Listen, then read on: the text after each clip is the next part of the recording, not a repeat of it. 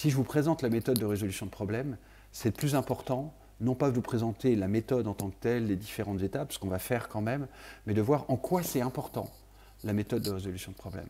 En quoi ça va nous permettre tous les jours, pour nous, pour nos équipes, de résoudre les problèmes et finalement ça va répondre à nos enjeux les plus importants. La moitié des compétences qui vont faire la différence dans la prochaine décennie sont liées à la résolution de problèmes. Et quand on y pense, c'est assez logique.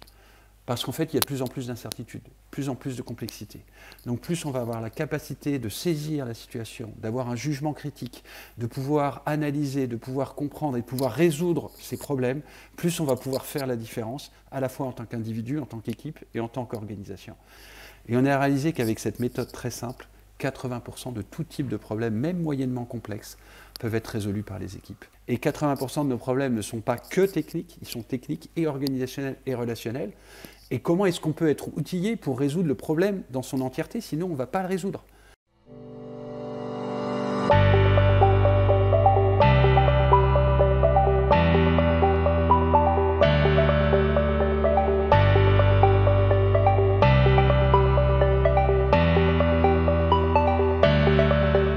Je suis très content de pouvoir vous partager aujourd'hui comment réinventer, réapprofondir les méthodes de résolution de problèmes. Donc je m'appelle François Durnez et dans mon parcours, j'ai 10 ans d'expérience en tant que professionnel, manager, directeur de programme chez General Electric dans les années mythiques de Jack Welch, où j'ai découvert le Lean, la gestion de projet, la gestion de programme en environnement industriel et ingénieur. C'était vraiment passionnant. Et après, je suis allé dans le monde du conseil, de la formation. Je me suis formé aussi au coaching. Aujourd'hui, je suis président de l'IFCO, qui est l'Institut français pour la compétitivité et l'excellence opérationnelle.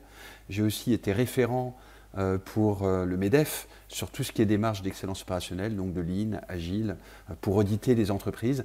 Et enfin, avec l'IFCO, on est en partenariat avec l'AFQP, que j'imagine certains d'entre vous connaissent, Pierre Giraud, et puis certaines commissions en fait, qui s'occupent notamment de certification et de normalisation. Enfin, aujourd'hui, qu'est-ce que je fais? J'ai une structure qui s'appelle Inspiring Organization. On est une dizaine de personnes qui produit beaucoup en fait, de livres, de vidéos et de contenus notamment, et aussi de conseils et de formations pour accompagner la transformation des entreprises. Notamment, moi j'aime beaucoup intervenir en école, à la fois en formation initiale et formation continue, notamment l'école centrale et l'école polytechnique en Executive Education. C'est des sujets où on intervient en entreprise sur les transformations. Vous avez ici 6 exemples de transformations et je vous laisserai voir si vous le souhaitez des vidéos. Parmi des transformations assez emblématiques, il y a l'accompagnement du programme Ariane 6, qui est le nouveau lanceur d'Ariane Group, qui est vraiment en tension, il y a beaucoup d'enjeux et on a beaucoup travaillé la résolution de problèmes, donc on va en parler. Et aussi, vous le voyez tout à droite de l'écran, l'accompagnement via Centrale et Polytechnique de beaucoup d'entreprises sur des méthodes, on va dire Lean ou de résolution de problèmes assez accélérées. Et ce que j'ai envie de vous transmettre aujourd'hui, de vous partager et d'avoir votre retour, c'est plus introduction, pourquoi est-ce qu'on parle de résolution de problèmes, en quoi c'est important. Première partie, après cette courte introduction, c'est quoi les méthodes de résolution de problèmes, et j'aimerais bien avoir votre retour, c'est lesquelles vous connaissez, vous avez entendu parler, vous voyez pratiquer. On va voir 3 niveaux d'utilité de méthodes de résolution de problèmes, et je vais vous proposer une méthode assez accessible, que nous, on aime bien, l'indicateur le plus important pour nous, ce n'est pas la complexité, la technicité de cette méthode de résolution de problème, mais c'est plus son appropriation, c'est-à-dire la manière dont les gens l'utilisent au quotidien et ça les aide. Ensuite, je vais vous parler des clés de réussite des méthodes de résolution de problème, avec le quotient émotionnel, le quotient intellectuel, c'est-à-dire qu'on va voir qu'une résolution de problème, elle marche, mais que les problèmes, ils sont rarement techniques. Je vais vous parler de MRP, ou méthode de résolution de problème, et de coaching, non pas un coaching professionnel, qui nécessite une formation de plusieurs mois, plusieurs années, mais bien un coaching opérationnel, terrain, que tout un chacun peut faire, d'autant plus lorsqu'on a des parcours de qualiticien ou dans la qualité, où on est déjà à l'écoute des personnes. Et on va travailler la posture. Donc ça, c'est vraiment les clés de réussite des méthodes de résolution de problèmes. Et enfin, comment est-ce qu'on embarque l'organisation? C'est vraiment une approche qui m'anime beaucoup. Comment on pratique une pratique délibérée qui permet de développer et de faire développer chez les autres personnes leurs compétences en méthode de résolution de problèmes, à la fois en technique et en relationnel et organisationnel. L'état d'esprit qui s'appelle le growth mindset en anglais, l'état d'esprit de croissance en français. Et enfin une méthode qu'on a déployée à très large échelle, qu'on a vraiment systématisée. Il y a un livre blanc offert que vous pourriez télécharger si vous êtes intéressé, où on met de la résolution de problèmes à partir du moment où on a créé un socle suffisant avec l'équipe. En synthèse, une technique assez simple de rétention qu'on utilise systématiquement dans nos interventions, que ce soit un webinaire comme ici, que ce soit une formation, que ce soit une journée de travail. Ce webinaire a été construit basé déjà sur une intervention au sein d'un groupe de parcours croisés. Et les questions et les attentes qui avaient été exprimées par les membres, c'était comment faire la résolution de problèmes de manière ludique, de manière visuelle, qui intéresse les gens, parce qu'on voit souvent qu'en fait, les personnes à qui on propose de la méthode de résolution de problèmes ou des approches qualité ne sont pas forcément proactives, ne sont pas forcément preneuses. Donc, en est déduit ici l'agenda qui est comment est-ce qu'on va aller vers une méthode de résolution de problèmes qui résout, qui répond à des besoins explicites ou implicites des interlocuteurs qu'on peut avoir dans une fonction comme la qualité à l'intérieur de nos entreprises. Alors je démarre systématiquement mes interventions avec le pourquoi. Je me présente souvent sous la forme d'un, entre guillemets, de qu'est-ce que je fais, quelles sont mes compétences, je suis formateur, je suis consultant, etc. Mais ce qui m'anime le plus, l'entreprise que j'ai créée il y a 5 ans s'appelle Inspiring Organizations, c'est comment faire en sorte que nos entreprises puissent être inspirantes. Et il y a beaucoup de sujets, par exemple cette vidéo qui est assez connue de Simon Sinek, qui est un marketeur américain, sur notamment le pourquoi, comment, quoi, les 3 cercles, why or what, qui dit que finalement les gens n'achètent pas dans un produit, que ce soit un ordinateur ou que ce soit un concept, une idée, le quoi, c'est-à-dire le produit en tant que tel, mais le pourquoi qui est derrière. Vous achetez un Mac, comme il dit dans la vidéo, parce que derrière Apple, il y a Think Different, il y a l'idée d'acheter quelque part un mouvement, une idée de créativité qui va au-delà. Vous n'achetez pas un produit ou un service de conseil, vous achetez derrière ce que ça va vous amener en termes de facilité en fait dans votre travail. Et quand vous irez voir l'extrait vidéo d'une minute 30 que je monte systématiquement, c'est un peu la même chose. Si je vous présente la méthode de résolution de problèmes, c'est plus important, non pas de vous présenter la méthode en tant que telle, les différentes étapes, ce qu'on va faire quand même, mais de voir en quoi c'est important, la méthode de résolution de problèmes. En quoi ça va nous permettre tous les jours, pour nous, pour nos équipes, de résoudre les problèmes et finalement ça va répondre à nos enjeux les plus importants. Et pour répondre à cette question, il y a une étude qui est faite par le Forum économique mondial chaque année qui consiste à évaluer c'est quoi les compétences en 2015, en 2020, en 2025, en 2030. Et vous avez ici la grille que j'ai synthétisée. Vous allez voir le World Economic Forum, vous tapez quels sont les top skills pour 2020, 2025, 2030, et vous les voyez ici en 2025 et 2030. Et vous voyez qu'en 2025, 4 compétences sur 10 parmi les plus critiques sont des compétences que le Forum économique mondial attribue en fait aux problèmes, à la gestion, à la résolution des problèmes. Idem, en 2030, nous passons à 5 compétences sur 10. La moitié des compétences qui vont faire la différence dans la prochaine décennie sont liées à la résolution de problèmes. Et quand on y pense, c'est assez logique. Parce qu'en fait, il y a de plus en plus d'incertitudes, de plus en plus de complexité. Donc plus on va avoir la capacité de saisir la situation, d'avoir un jugement critique, de pouvoir analyser, de pouvoir comprendre et de pouvoir résoudre ces problèmes, plus on va pouvoir faire la différence, à la fois en tant qu'individu, en tant qu'équipe et en tant qu'organisation. Donc voilà un pourquoi qui est important pour nous, qui est, en tant que qualiticien, en tant qu'expert de transformation d'entreprise, formateur, d'aller prendre les problèmes, de voir que ce sont des opportunités. C'est souvent dit, mais c'est très rarement, notamment dans une culture française, vécu comme tel, incarné comme tel, mais en quoi ce problème peut être une opportunité pour grandir et pour apprendre. Alors évidemment, quand vous regardez les 5 compétences en 2030 qui sont listées ici, ce n'est pas juste la compétence de la méthodologie de gestion de problème. Il y a le jugement et prise de décision. Il y a avoir des idées, être créatif. Il y a évaluer un système, analyser, etc. Donc vous avez vraiment des capacités, on va dire, importantes à prendre en considération avec la dynamique de résolution de problèmes. Je poursuis. C'est quoi la définition d'un problème? Maintenant que je vous ai parlé du pourquoi, on va voir le quoi et après on va travailler sur le comment. La définition d'un problème, quand je pose la question, souvent les gens ont un peu du mal à la définir. Mais en fait, un problème, c'est un écart entre la réalité, c'est-à-dire ce que je vis au quotidien, et ce que j'aimerais, dans mes objectifs, atteindre, mon attente. Ça peut être un problème par rapport à une machine. Mon ordinateur qui devrait démarrer en 3 minutes, et il y a un update Windows, ça prend 10 minutes. C'est un problème parce que ça met 10 minutes au lieu de 3 minutes. Il y a un écart entre l'attente, que ça dure 3 minutes, et la réalité, que ça prend 10 minutes. Il y a aussi des écarts en fait, relationnels avec des personnes. J'attends que tu délivres ce soir le livrable, tu ne le délivres pas ce soir, il y a un problème. En fait, nous avons énormément de problèmes. Notre quotidien est rempli d'imprévus par rapport à des attentes que nous avons, par rapport à des objets, par rapport à l'entreprise, par rapport à la vie, par rapport à d'autres personnes et aussi par rapport à nous-mêmes. Vous allez voir que et je vais en parler, toute l'approche de psychologie, de sociologie, de coaching qui permet d'infuser ça dans l'entreprise se base sur des problèmes qu'on va avoir, par exemple, par rapport à nous-mêmes. Tiens, j'ai pas confiance quand je fais une présentation à l'oral. Mon attente, c'est que je devrais être en confiance, je devrais pas trembler des mains, je devrais pas être mal à l'aise. Alors qu'en fait, dans la réalité, je vois que j'ai les mains moites, que je trouve pas les bons mots. C'est un exemple de problème, on pourrait dire intrapersonnel, moi-même avec d'autres. Donc, il y aura toujours des problèmes. Et il faut enlever cette connotation péjorative et négative qu'il y a sur les problèmes, où on dit il ne devrait pas y avoir de problème. Il y a vraiment de notions par rapport aux problèmes qui sont à prendre en compte, qui sont par exemple, il y a souvent un refus de l'écart dans les organisations. On est tellement dans les activités qu'on mène, avec la compétitivité qui augmente, les besoins en productivité, l'incertitude qui s'accélère, eh bien, il y a beaucoup de management qui en fait refusent l'écart. Non, vous ne devriez pas être en écart, vous devriez avoir l'idée dans les temps.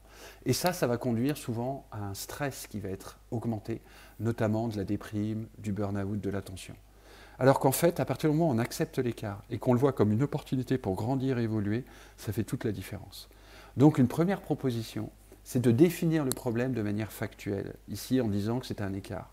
Et plus vite on arrivera ensemble, collectivement au sein de l'entreprise, à le traiter, à considérer et avoir le plus de personnes possibles qui sont à l'aise à utiliser des compétences de résolution de problèmes, le plus l'entreprise et l'organisation va pouvoir réagir et va pouvoir être efficace. La culture problème, j'aime beaucoup raconter cette histoire de NUMI, c'est dans les années 80, qui est au moment, après les chocs pétroliers, les Japonais résistent beaucoup mieux aux chocs pétroliers que les Américains, et aux États-Unis, General Motors a une usine en Californie où ils proposent de faire une joint venture avec les Japonais pour voir la fameuse méthode, évidemment Toyota Production System, que les Américains ont rappelé d'INA. Et dans cette histoire-là, il y a eu une négociation entre le management japonais et le management américain qui consistait à reprendre le leadership de l'usine, le management de l'usine qui faisait à peu près 1500 employés, et les Américains attendaient que cette usine, qui était la plus mauvaise du groupe, devienne rapidement une des meilleures du groupe. Et la manière dont ça s'est déroulé, c'est que plus les mois progressaient, après la reprise en main par le management japonais de cette usine américaine, et plus les mois avançaient, plus les chiffres se dégradaient. Donc au bout de 9 mois, 12 mois, les Américains ont dit « Attendez, c'était une mauvaise usine, mais là, c'est de pire en pire, il y a tout le temps des arrêts, votre production est encore plus mauvaise qu'avant. » Et les Japonais ont cherché à temporiser, ils disaient « On y est presque », mais il y a eu un moment où ça a failli en fait rompre. Et finalement, 3 mois plus tard, donc 15 mois après le début de la reprise du management par les Japonais, les chiffres ont commencé à remonter, mais de manière exponentielle. C'est-à-dire que le volume a augmenté, les problèmes qualité ont totalement chuté, ce qui fait qu'au bout de 24-30 mois, l'usine est devenue la meilleure usine du groupe General Motors aux États-Unis. Donc les Américains étaient hyper surpris, ils ne s'attendaient pas à une telle croissance, une telle montée, une telle stabilité. Donc ils ont débarqué en masse. Les general managers, les grands chefs à plumes de General Motors ont débarqué pour essayer de comprendre, mais c'est quoi, qu'est-ce qu'ils ont changé? Et ils ont regardé les machines, c'était les mêmes machines. Et puis ils ont regardé les systèmes informatiques, c'était le début des systèmes informatiques, ils n'ont rien vu de nouveau. Ils se sont dit, ils ont peut-être changé les personnes, parce qu'on a dit aux Japonais qu'il fallait virer les chefs d'équipe, parce que ça dealait de la drogue, ça se criait, ça se tapait dessus, il y avait une ambiance vraiment très délétère. Personne n'a été viré, quasiment personne n'a été viré. Et en fait, ils ont découvert, au bord de la zone de production des voitures, c'est en fait les voitures défilent, ils ont découvert un nouveau système qui est une corde sur laquelle les opérateurs tiraient. Et ça les a surpris, les Japonais leur ont expliqué que la seule chose qu'ils ont changé, c'est qu'ils ont mis ce système en place, qui est un système Andon, qui consiste à tirer sur la corde quand l'opérateur a un problème, et quand la voiture défile et qu'il tire sur la corde, le superviseur vient l'aider pour essayer de comprendre et résoudre le problème. Si le superviseur et l'opérateur n'y arrivent pas, eh bien, il y a le manager, le responsable d'équipe qui vient. Si les trois n'y arrivent pas, c'est le responsable de l'atelier, et ça monte jusqu'au responsable d'usine, et au bout de 4-5 minutes, s'il n'arrive pas à résoudre le problème, toute l'usine s'arrête. Donc je trouve que c'est un symbole très fort, parce que les Japonais ont expliqué pourquoi pendant les premiers mois de leur reprise, la performance a baissé, parce que leur message le plus important, c'était de faire passer cet changement culturel qui est de dire le plus important, c'est le problème. C'est qu'à partir du moment où le problème arrive, on est prêt à arrêter la production parce qu'on veut qu'on remonte le problème. Et évidemment, s'il est important seulement, on va le résoudre avant de poursuivre et d'enchaîner avec les autres étapes de production. C'est vraiment cet état d'esprit qui est encore plus difficile à mettre en place dans une culture souvent française, assez critique. C'est-à-dire que si vous remontez un problème, vous allez souvent être critiqué pour avoir remonté ce problème. Mais c'est cette intention-là qu'il va y avoir derrière le filigrane de la résolution de problème. L'idée, c'est de développer, au-delà de l'outil et de la méthode, aussi cette culture problème égale opportunité. Alors maintenant, je vous présente les méthodes de résolution de problème. Et je suis curieux de savoir quelles sont les méthodes de résolution de problème que vous voyez. Voici les méthodes de résolution de problème qu'on a trouvées parmi les plus fréquentes au sein des entreprises ou des organisations industrielles et services qu'on a pu voir. Alors je les cite rapidement. Alors la SPS est la moins connue.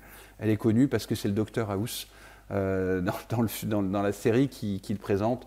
C'est une approche plus relationnelle que je vais présenter rapidement après, qui permet de gérer des problèmes assez simples. Ensuite, il y a le CAPA, Corrective Action, Preventive Action. Il y a le 8D, 8 fois, d'où 8 étapes progressives. Il y a le PDCA, évidemment, qu'on connaît tous en qualité, le QRQC, Quick Response Quality Control. Il y a le Shining, qui est une méthode assez peu connue, mais très précise en termes de statistiques, le Lean Six Sigma avec le DMAIC. Et enfin, parmi les méthodes les plus connues, il y a aussi le A3 de Toyota, du Toyota Production System. Alors pourquoi je vous montre toutes ces méthodes? Et évidemment, il peut y en avoir d'autres, je ne les ai pas toutes listées ici. Mais c'est parmi celles qu'on retrouve le plus souvent. Parce qu'en fait, quand vous regardez ces méthodes, toutes les unes à côté des autres, vous allez voir qu'elles ont peu ou prou toujours la même séquence, ce qui est d'un certain côté assez rassurant. Il y a toujours une première étape de définir finalement les enjeux, de préparer, de définir le problème, de cadrer, d'identifier, de voir quel est le contexte et quelle est l'importance finalement de ce problème. Et puis parfois on va mettre en place un mur qualité, ça dépend des démarches. Ensuite, en deuxième étape, on va aller constater, on va aller mesurer, on va aller évaluer, diagnostiquer sur le terrain. Donc c'est une démarche classique. Une fois que j'ai défini les enjeux, le contexte, je vais aller prendre des informations, je vais aller constater, je vais aller quantifier, je vais aller mesurer ce qui se passe sur le terrain. Après, il y a dans la plupart des cas une démarche d'analyse. Je vais aller chercher à comprendre. C'est quoi les causes racines? Qu'est-ce qui a pu se passer? Donc là, je ne fais pas juste aller collecter des données. Je deviens Sherlock Holmes qui, avec sa loupe, va chercher mais qu'est-ce qui fait que? Qu'est-ce qui aurait pu causer que? Et là, on va pouvoir éventuellement, si on a mis en place un mur qualité ou sécurité, le lever. Et après, on va passer au mode d'action.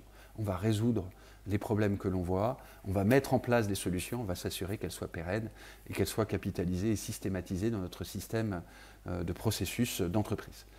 Donc voilà des exemples de démarches de résolution de problèmes. Nous, ce qu'on voit, c'est qu'à chaque fois qu'on intervient dans une entreprise, eh bien, on voit très peu d'appropriation, à part des lignes de production, évidemment, industrielles, automobiles, qui sont les plus, on va dire, entre guillemets, avancées sur les méthodes de résolution de problèmes, ou aéronautiques, qui sont assez proches. Mais en dehors de ces secteurs-là, et leurs sous-traitants, on voit assez peu d'organisations qui mettent en place, en fait, de la résolution de problèmes.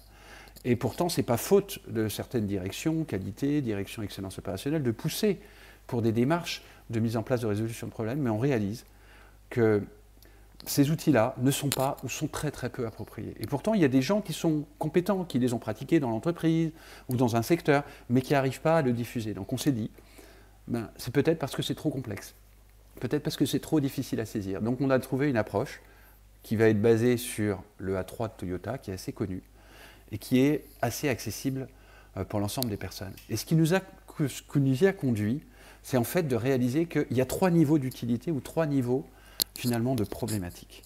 Sur le terrain, vous allez voir des équipes opérationnelles, qu'elles soient industrielles, services privés, services publics, il y a des problèmes qui sont ponctuels, avec des solutions qui sont évidentes. Tiens, tu es en retard, qu'est-ce qui fait que tu es en retard? J'ai raté mon bus, ok, quelle est l'action, qu'est-ce que tu fais en place pour que la prochaine fois tu sois à l'heure de manière plus régulière? Donc ça, c'est une action avec un tableau de suivi en format PDCA, c'est quoi le problème, c'est quoi la priorité, l'impact, c'est quoi les actions que tu pourrais mettre en place, qui, quand. Eh bien souvent, ça correspond sur un manager de terrain à la majorité finalement de ces problèmes en Pareto, 70-80%. Sur un middle manager qui gère plusieurs autres managers, il y en a déjà moins, c'est moins que la majorité. Et ça répond à des problématiques qui valent quelques centaines ou 1 ou 2 milliers d'euros. Et c'est assez rapide à résoudre, parfois c'est quelques minutes ou quelques heures qu'on peut répartir sur plusieurs jours. Donc ça, déjà, souvent ça manque dans les entreprises. On ne liste pas les problèmes et on ne les résout pas. Et c'est notre première proposition de dire qu'est-ce que vous mettez en place dans vos rituels, dans vos routines, terrain, managériales, pour déjà identifier, prioriser et agir sur vos problèmes. Ensuite, là où on va agir, parce que ça va avoir un effet de levier qui va permettre d'aller beaucoup plus loin, c'est de mettre en place ce que le Toyota appelle le A3. Alors pourquoi ça s'appelle un A3? Parce que vous imprimez le template en format A3 et vous le mettez sur le mur parce qu'il est lisible. Je vais vous emprunter un juste après. Et surtout, donc ça représente 20% des problèmes terrain, parce que c'est un petit peu plus poussé que j'ai la solution. Ça demande de la réflexion. Mais surtout, sur un middle manager, ça va concerner presque autant que les problèmes très terrain. C'est des problèmes épisodiques. Les solutions sont simples. On a des idées, on pressent. On a déjà essayé, mais on n'est pas arrivé à le résoudre. Ça veut dire qu'on va avoir besoin d'appliquer une tactique, d'aller sur le terrain. Ça d'ailleurs, ça a des enjeux de plusieurs dizaines de milliers d'euros, donc ça commence à devenir, ça peut avoir un effet de levier important sur l'entreprise. Et il va falloir plusieurs jours de réflexion pour pouvoir le mettre en place. D'ailleurs, souvent les A3 chez Toyota sont laissés au mur, sont complétés, sont mis à jour de manière régulière. Et enfin, il y aura toujours des démarches de résolution de problèmes plus complexes, plus poussées, plus abouties, mais dans très peu de cas. D'ailleurs, c'est plus stratégique. Moi qui suis master black belt Lean Six Sigma et Lean Sensei, qui ai formé énormément de green belt et de black belt, j'ai réalisé combien aujourd'hui, je croyais que j'allais pouvoir former finalement des centaines, des milliers de green belt et de black belt, mais non, parce que je vois que c'est utile pour avoir des référents, un peu comme un référent qualité ou un référent projet, ça peut être utile pour lui. Mais si votre cible, c'est que la plupart des personnes dans l'entreprise utilisent la résolution de problèmes, c'est trop complexe pour eux d'aller se former au DMAIC et d'appliquer tous les outils, parce que c'est moins dans leur priorité. Par contre, qu'ils sachent faire un PDCA rapide pour identifier les problèmes et les résoudre, et quand ils ont des problèmes un petit peu plus complexes, qu'ils savent faire un A3, là c'est un vrai élément différenciant pour toute organisation. Si on poursuit, voilà un exemple d'un A3 chez Toyota. Je vous invite à regarder qu'est-ce que vous observez dans cette lecture de cet A3. Alors il se lit de gauche à droite, de haut en bas. C'est le format, j'ai essayé de le mettre en forme lecture horaire, ça passe pas. Les gens sont plus calés haut et gauche-droite. Donc vous lisez en haut à gauche ici, ce que vous voyez c'est le contexte, les enjeux. C'est-à-dire qu'ils ont pris une problématique et ils ont regardé combien de fois ça arrive et qu'est-ce que ça représente en fait. C'est quoi l'enjeu financier ou l'enjeu en termes de qualité. Ensuite en bas à gauche, vous avez énormément d'histogrammes, de Pareto, de pie chart, des camemberts, qui vous permettent de voir, finalement, c'est la mesure, c'est le diagnostic. Donc on retrouve cette partie de constat. Ensuite, en haut à droite, vous reconnaissez probablement un 5 pourquoi. Et vous voyez que le 5 pourquoi, il représente les 2/3 de la partie de droite. Et enfin, comme si c'était moins important pour eux, c'est quoi la mise en place des solutions en bas à droite. Donc vous retrouvez les 4 étapes d'écart. Enjeu en haut à gauche, constat, analyse et résolution. On le représente de cette manière-là. Et la métaphore de l'arbre est une métaphore qui parle beaucoup finalement aux opérationnels. On appelle ça un écart, on va résoudre un écart. Les enjeux, c'est l'ombre projetée par les constats, c'est-à-dire les fruits qui sont pourris ou qui ne portent pas fruit en fait. Donc l'enjeu, ça va être l'ombre portée et ça a un impact sur l'organisation. Ensuite, les constats, c'est ce que je vais constater quand je vais aller mesurer, c'est quoi le nombre de fruits, comment vont les feuilles, comment vont les branches. L'analyse, bien évidemment, on reprend le principe des causes racines, donc des racines de l'arbre, et en fait, la résolution, c'est quoi les actions qu'on va mener pour tailler l'arbre, pour entretenir l'arbre, pour l'arroser, pour lui mettre du soleil, et gérer tout ce qui peut arriver comme problématique. Donc, les principes se retrouvent ici à gauche, enjeu, constat, analyse, résolution, et nous allons avoir 4 outils très simples, que tout le monde quasiment connaît. Le CQQ, c'est occupé, le qui, quoi, comment, où, combien, pourquoi, qui permet de clarifier les enjeux. Les constats avec le 6M, par exemple, les moyens, la main-d'œuvre, la méthode, la mesure, le matériel. L'analyse avec les 5 pourquoi. Et enfin, la résolution de problèmes avec un Gantt, entre guillemets, assez simple, une planification des tâches que beaucoup de gens arrivent assez rapidement à s'approprier. Et on a réalisé qu'avec cette méthode très simple, 80% de tout type de problèmes, même moyennement complexes, peuvent être résolus par les équipes. Et c'est à ça qu'on veut que c'est le premier message que j'ai vraiment envie de vous transmettre, qu'on a vraiment cette capacité à rendre accessible la résolution de problèmes à la majorité des personnes, et qu'ils en ont besoin, et que ça va être de plus en plus nécessaire si je reprends le Forum économique mondial comme compétence. Maintenant, on va ouvrir la résolution de problèmes à tout type de problèmes.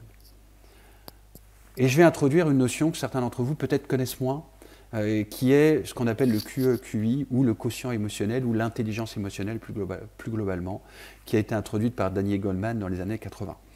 Et cette approche d'intelligence émotionnelle est assez peu diffusée, on va dire, sur le terrain opérationnellement, alors qu'elle est vraiment fondamentale. On la caractérise souvent, enfin en tout cas Daniel Goleman la caractérise comme un arbre en disant ben voilà tous les bénéfices de l'intelligence émotionnelle en termes de quotient émotionnel, en termes d'impact relationnel, de compréhension, d'empathie, d'influence, de management. Et il la caractérise selon une grille, ici on la voit au milieu, avec 4 compétences. Ces 4 compétences sont sur 2 dimensions. La première dimension, c'est l'intrapersonnel, avec 2 compétences. Est-ce que je suis conscient de moi, la conscience de moi, c'est-à-dire je sais quelles sont mes valeurs, je sais quelles sont mes forces, je sais quelles sont les émotions que je ressens. Là. Quand je n'ai pas de conscience de moi, je peux très bien dire « Mais non, je ne suis pas en colère, je m'explique ». Ben non, je ne suis même pas conscient que je suis en colère. Et après, il y a la compétence de gestion de soi. C'est la gestion de mes priorités, gestion de mes émotions, gestion de mon temps, gestion de la manière dont je me gère moi-même. Ça, c'est des compétences intrapersonnelles. Enfin, il y a les compétences interpersonnelles, entre personnes, avec la conscience sociale, c'est-à-dire est-ce que je suis à l'écoute des autres, quelle est l'empathie que j'ai pour les autres, qu'est-ce que je ressens quand je vois les autres. Et enfin, la gestion des relations, qui on pourrait dire est le plus avancé, qui est la capacité à rentrer en relation, à influencer, à discuter, à communiquer avec les autres.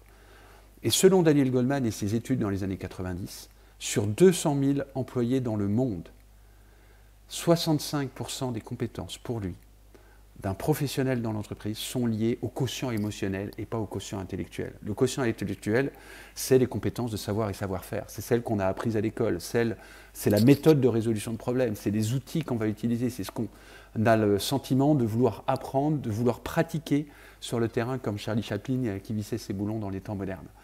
Donc c'est important de prendre en perspective le fait que quand on fait de la méthode de résolution de problèmes ou quand on fait d'autres outils du lean ou de la qualité, trop souvent on va rester figé sur le QI. Ce qui est important parce que quand on ne l'a pas, on n'est même pas éligible au poste. Mais une fois qu'on l'a, ce qui va faire la différence, c'est les 4 cadrans de l'intelligence émotionnelle, du QE, et le modèle des 18 compétences que Daniel Goleman a décliné sur chacun de ces cadrans. Donc, je vous invite à voir pas seulement le haut de l'iceberg, mais aussi le bas de l'iceberg. Ce qui va faire de l'impact, les facteurs clés de succès dans la méthode de résolution de problèmes, c'est en effet d'avoir une méthode de résolution de problèmes qui est appropriable par tout le monde, et en même temps, on va pouvoir aborder tout type de problème.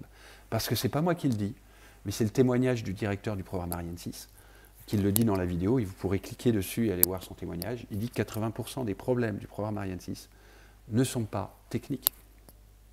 80% des problèmes d'une entreprise où c'est vraiment technique, c'est vraiment industriel, c'est vraiment ingénieur, donc on pourrait se dire c'est vraiment que de la connaissance du savoir-faire, ce n'est pas technique, c'est organisationnel et relationnel.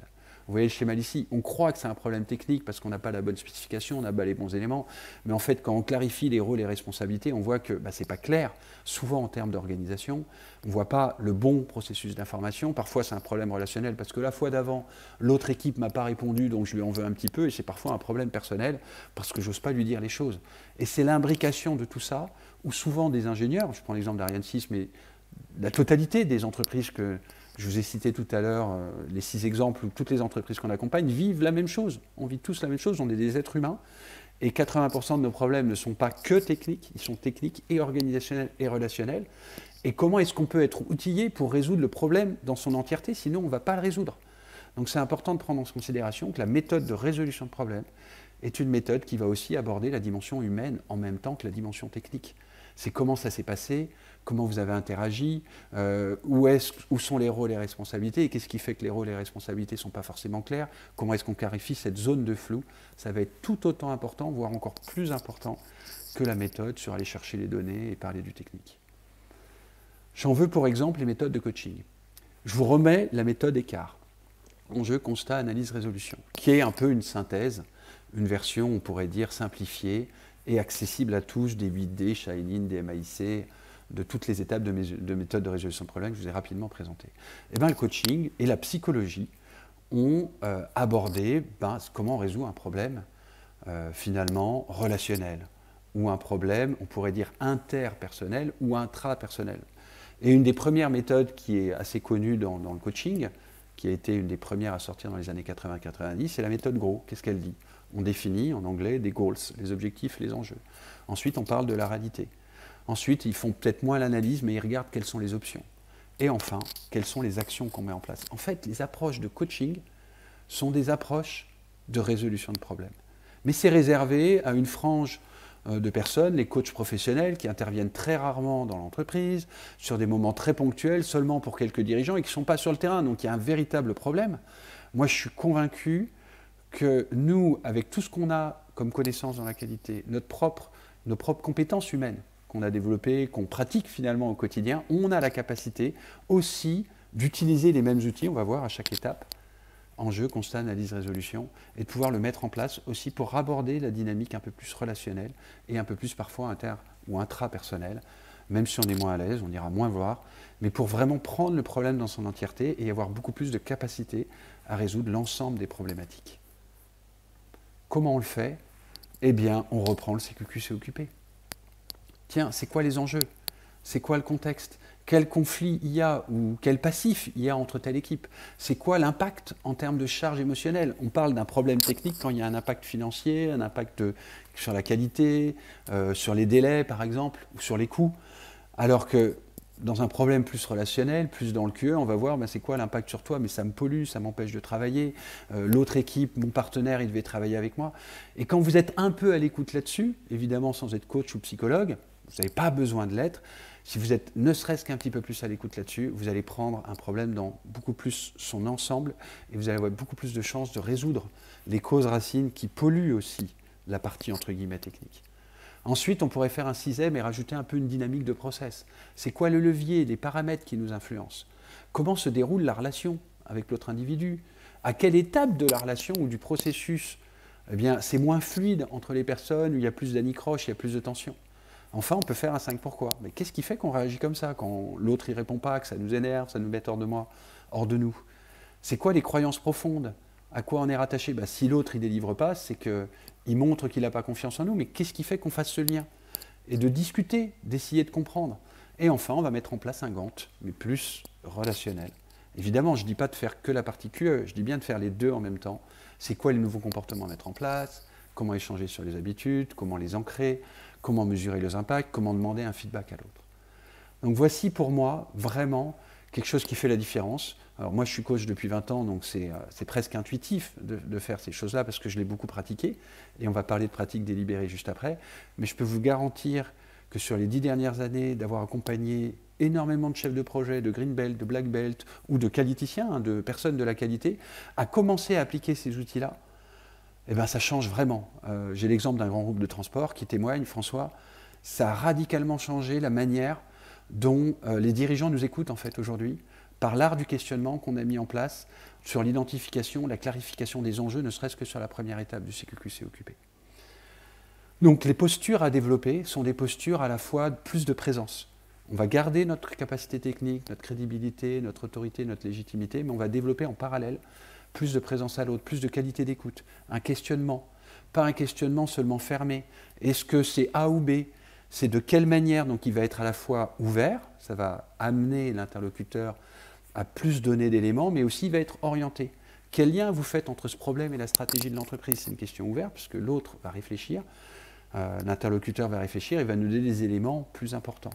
De quelle manière on pourrait résoudre ce problème? C'est pareil, c'est une question ouverte et orientée. On aime beaucoup travailler cet art du questionnement au quotidien. Et enfin, par exemple, la reformulation, pour être sûr qu'on est aligné. Donc dans les facteurs clés de succès des méthodes de résolution de problèmes, au-delà d'une méthode de résolution accessible comme le A3 que nous on a appelé écart, il y a la dynamique d'intégrer le QE et le QI, donc de traiter le problème dans toutes ses dimensions, pas seulement techniques mais aussi organisationnelles et trop souvent relationnelles. Et enfin, il y a cette posture, et pour clore la posture, je fais le parallèle avec le Lean, où il y a un concept dans le Lean de push et de pull. Le concept de push et de pull, pour reprendre la métaphore, c'est l'usine qui construit des voitures et qui push ces voitures au concessionnaire en disant maintenant tu les vends, elles ont telle configuration, telle couleur, mais tu te débrouilles. J'ai poussé quelque part ma production, ma valeur ajoutée. Et le pull, c'est que je vais aller écouter non pas le concessionnaire ou via le concessionnaire les clients finaux, mais qu'est-ce que vous voulez? Et je vais vraiment construire sur mesure ce dont ils ont besoin. Ce que nous on constate, et ce que moi je constate encore beaucoup me concernant et quand on intervient, c'est qu'en tant que référent et expert, j'arrive souvent avec ma méthode et mes outils. Là, j'arrive avec mon support pour vous présenter la méthode de résolution de problèmes. On est dans un webinaire, ça va.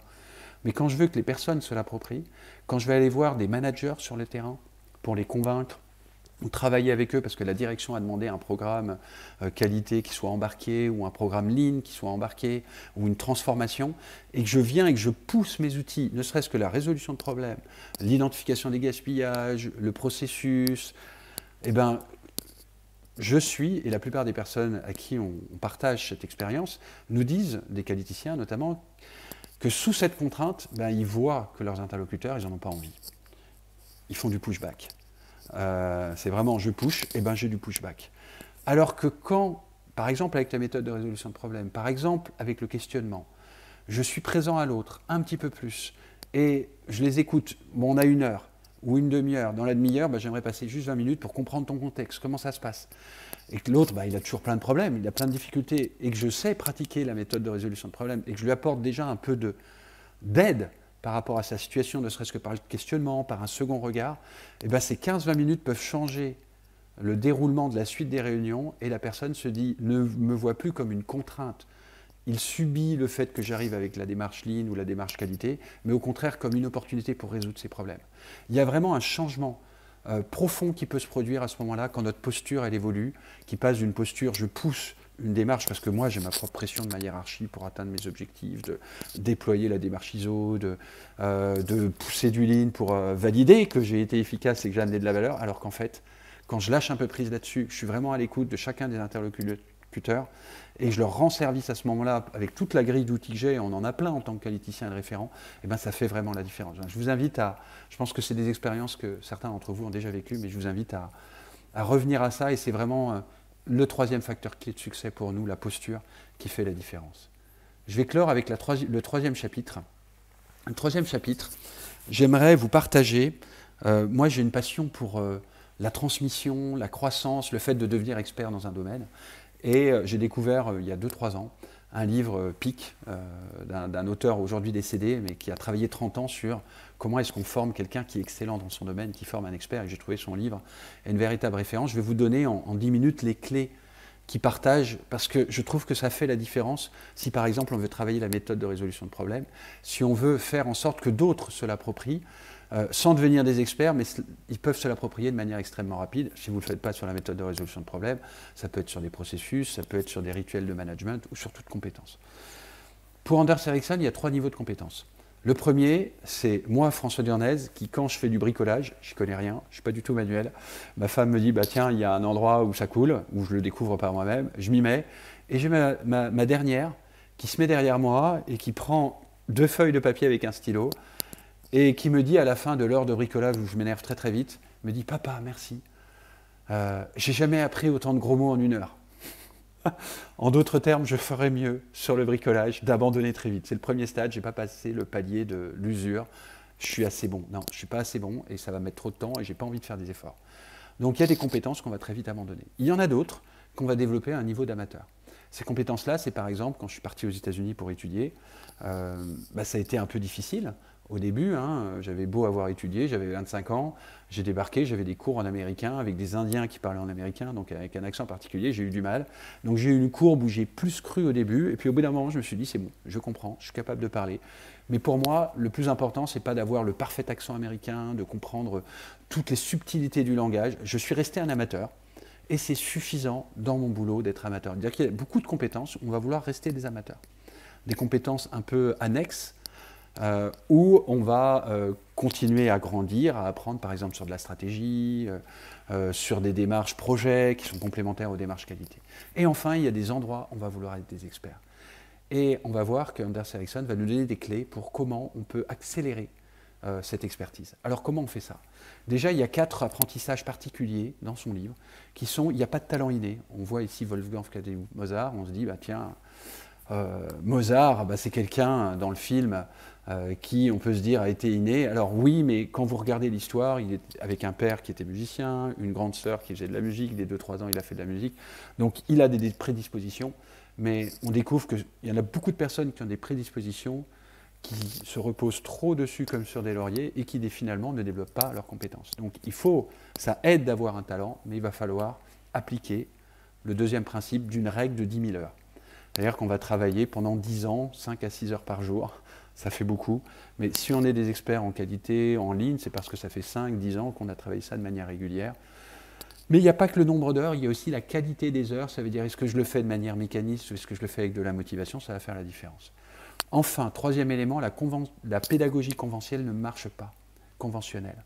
C'est-à-dire que d'apprendre sur un livre, sans pratiquer derrière, et j'en veux pour exemple, que j'ai cité rapidement, sans le montrer ici, Anders Ericsson l'a validé dans plein de domaines en fait. Il l'a validé dans le domaine de la musique, de la danse, de l'art. On sait former un danseur étoile, une danseuse étoile, parce que ça fait des siècles. Pareil, on sait former un violoniste de très haut niveau. Il y a des écoles qui savent faire ça, parce que ça fait depuis le Moyen-Âge ou la Renaissance qu'on sait former ces gens-là. Donc ça fait 200, 300 ans. Dans l'entreprise, c'est plus récent.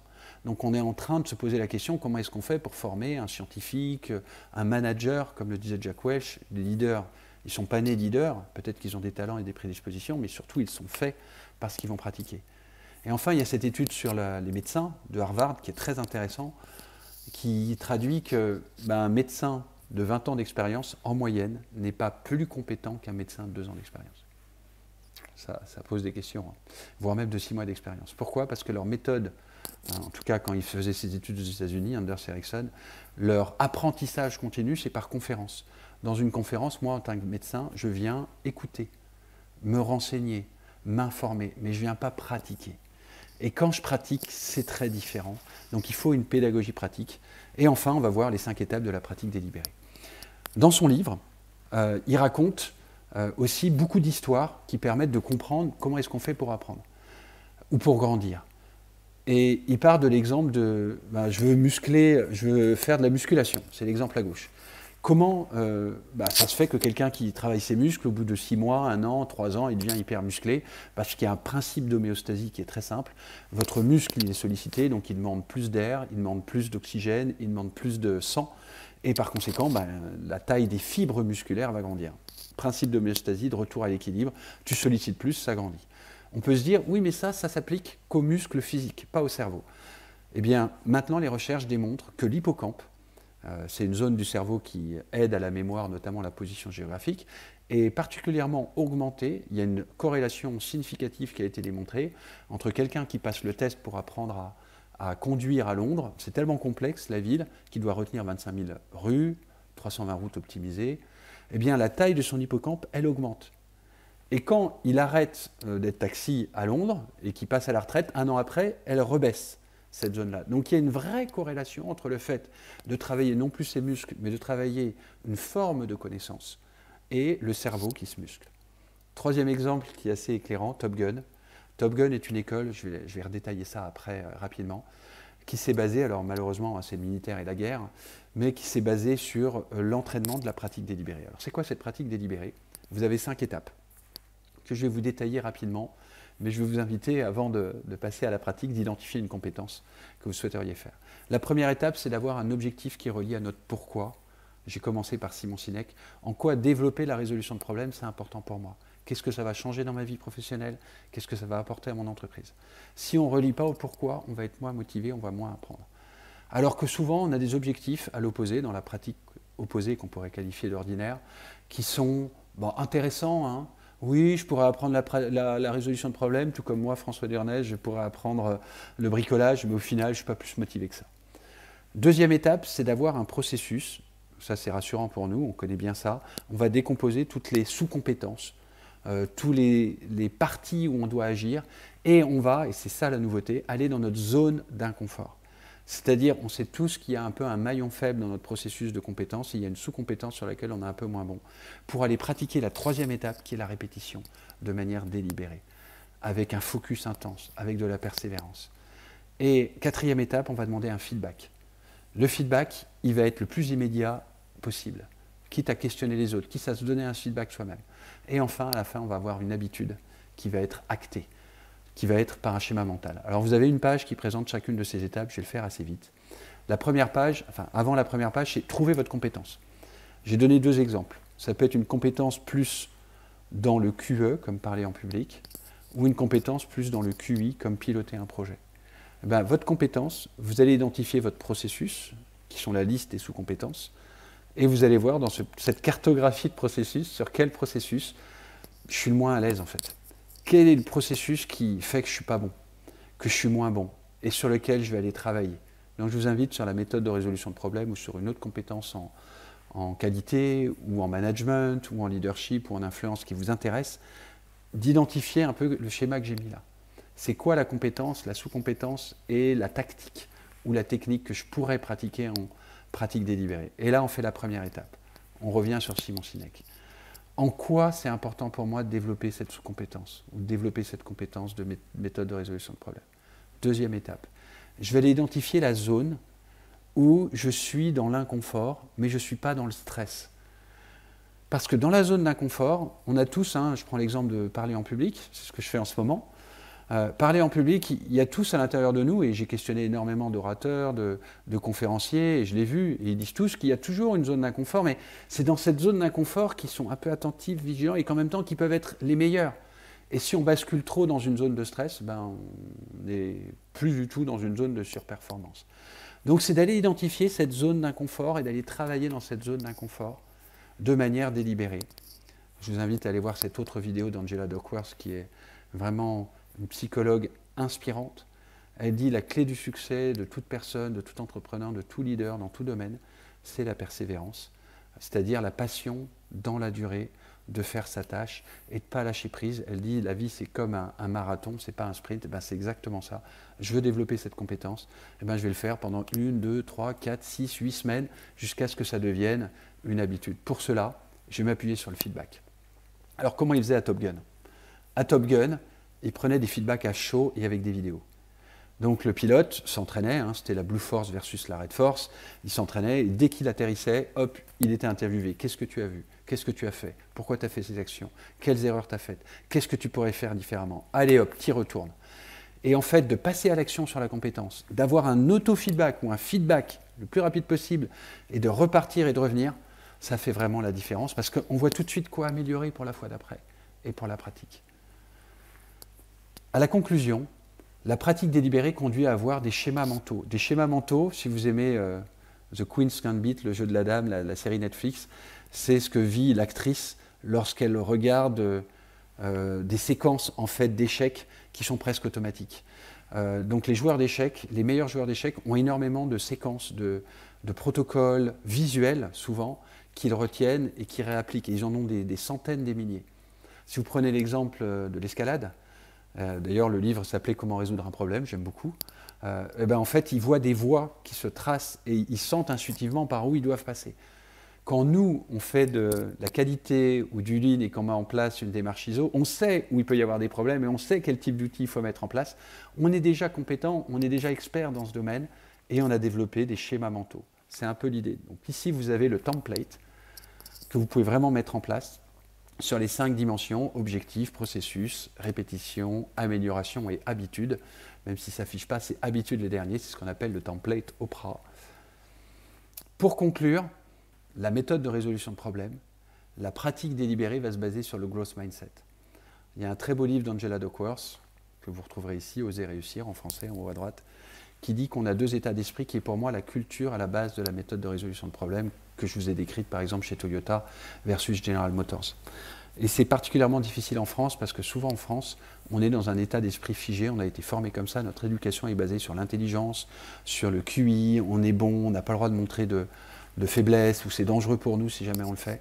Et Angela Duckworth donne dans son livre, donc là vous avez les 2 symboles, l'état d'esprit figé, c'est que je vais me protéger, je vais faire attention à chaque fois que j'ai des difficultés, alors que l'état d'esprit de croissance, c'est que je vais saisir chaque opportunité comme « Ah, mon cerveau, à ce moment-là, il est challengé, il apprend de nouvelles choses, et j'ai un plaisir dans la zone d'inconfort à grandir. » Vous avez des témoignages que j'ai extraits du livre, que je vous laisserai lire, si vous voulez, dans le domaine professionnel, comment développer cet état d'esprit de growth mindset, et on a le sentiment vraiment d'être stimulé et de grandir.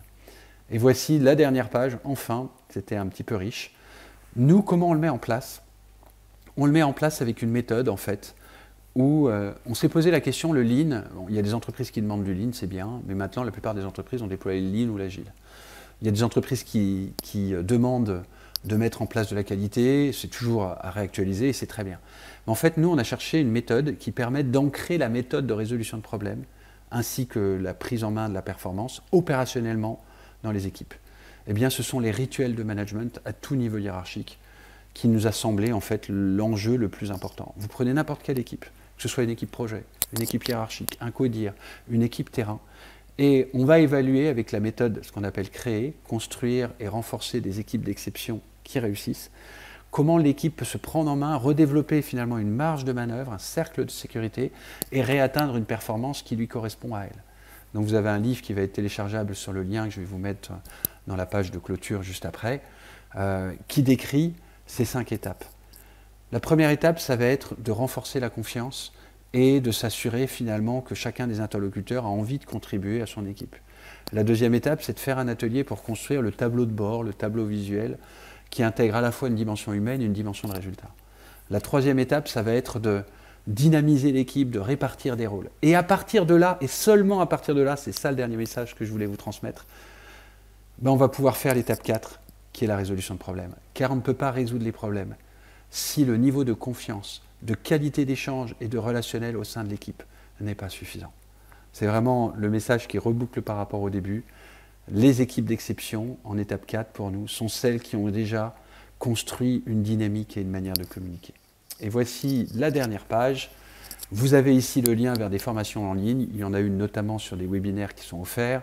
Vous pouvez nous suivre par email. On a une newsletter LinkedIn aussi si vous souhaitez. J'espère que ça vous a parlé. 5 minutes pour les questions-réponses. Non, il y a aussi un manque de méthode, très clairement. On ne focalise pas là-dessus. On n'a pas pris l'importance qui est derrière. Et d'ailleurs, il n'y a pas qu'en France qu'il y a peu de résolution de problèmes. On va voir au-delà de en fait, c'est dans l'industrie où la résolution de problèmes est ancrée. Tu vois l'industrie automobile, je ne sais pas dans quel type de secteur tu es. Dans l'industrie, la méthode de résolution de problèmes, si tu as fait du lean ou de la qualité, c'est plus fréquent parce que c'est plus, on va dire, dans les normes, dans les méthodes, dans la manière de travailler. Quand tu vas dans les services, je le vois, j'ai fait plein de services différents, la banque, les assurances, services hospitaliers. Alors, il y a des normes après qui vont t'imposer, comme la norme qualité ISO, de faire attention, par exemple en pharmacie, il y a énormément de normes, des Good Manufacturing Practice qui vont te demander d'apprendre de tes erreurs et de tes difficultés. Mais ce n'est pas parce que la norme est là qu'en fait je vois que les opérationnels et que les équipes, je prends des équipes marketing, des équipes RH, tu vois, qui ne sont pas opérationnelles, s'approprient cette approche de résolution de problèmes qui est indispensable aujourd'hui pour traiter les difficultés qu'on a dans toutes les fonctions en fait, de l'organisation. Donc je pense qu'il y a un manque de méthode et en quoi c'est accessible et simple pour les personnes. Ça leur paraît complexe. Et moi je suis très très fan de ton idée parce que je représente le marché actuel comme un océan qui est de plus en plus, turbulent, plus en plus chaotique, pas dans le sens chaos égale désordre, mais chaos égale loi du chaos, c'est-à-dire qu'on ne comprend pas, mais il y a des phénomènes derrière qui s'expliquent en termes scientifiques. Et ben dans cette situation-là, ceux qui s'en sortent le mieux, c'est ceux qui arrivent à garder un cap. Donc le cap de la résolution de problèmes, parce que finalement une stratégie est une résolution de problème. Quelle stratégie je mets en place par rapport à un marché qui change tout le temps?